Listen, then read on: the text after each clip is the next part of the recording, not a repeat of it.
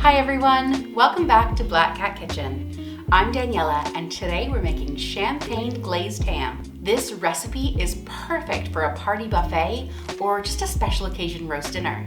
It's not complicated and you have a few different options on your choice of ham. It's sticky and sweet and definitely a crowd pleaser. So let's jump into the recipe. You'll find a list of ingredients and measurements in the description below. In the UK, we have gammon joint, which needs to be boiled before baking. But if you're using a fully cooked ham or a spiralized ham, skip straight to the sticky glaze. Let's start by boiling our gammon joint. Mine is smoked, so I've left this to soak overnight. I'm adding in some seasoning to just boost the flavor. A few apples, some allspice berries, a tablespoon of apple cider vinegar, and a few sticks of cinnamon. This is optional, I just like the complexity it brings to the final dish.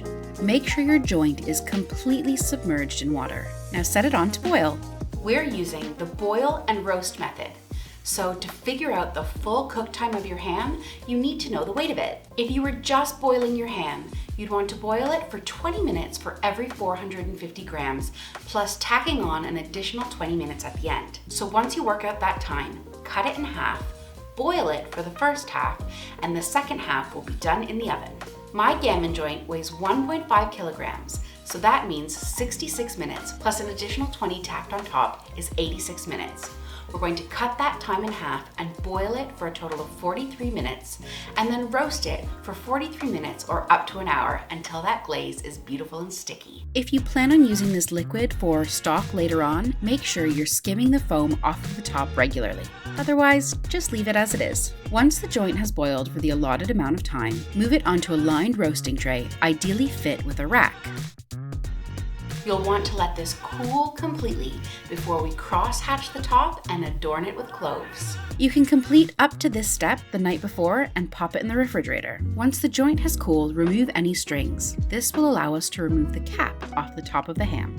Starting in one corner with a sharp knife, slowly start to peel away the cap, leaving as much fat as possible. It should come away pretty easily. Once the cap has been removed, score the fat in a crosshatch pattern. Be very careful not to cut into the actual meat itself. Preheat your oven to 165 degrees centigrade or 325 degrees Fahrenheit. Using a cup, about 100 grams of our brown sugar allotment, completely coat the outside of your ham. You really want to rub it all over so that it gets into that crosshatching. And then carefully, if you can still see them, stud each diamond that you made earlier with a clove. Push it in as deep as you can, so just the head of the clove is poking out. Now into the oven while we prepare our glaze. Into our saucepan goes the rest of our brown sugar, 150 grams, about a cup and a half. To this, we'll add a teaspoon of ground ginger, a teaspoon of dry mustard, 2 tablespoons of honey, and an entire bottle, 750 milliliters of champagne. Oh, whoops. You don't have to use your best champagne here. I'd recommend saving that for drinking. Whisk all of your ingredients together and then turn it to medium-high until it starts to bubble and boil away. If you don't want to use champagne, you could use a sparkling apple or grape juice. Just try to use a dry variety. You can continue to let this simmer while the ham is cooking. After 15 minutes in the oven, we're going to start to baste our ham with that glaze. You'll want to use about a quarter of the glaze at this stage because we're going to be basting every 15 minutes.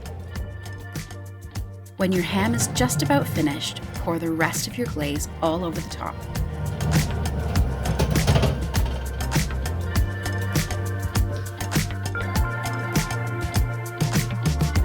Allow your ham to cool at least 30 minutes, but this can even be served at room temperature or cold.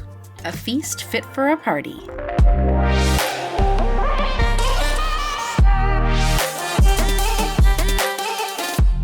Thank you so much for watching, and if you love this recipe, please give the video a big thumbs up. If you want some great sides to go with this, check out my roast dinner playlist, and make sure to hit that subscribe button because we've got more great recipes to come. See you next time!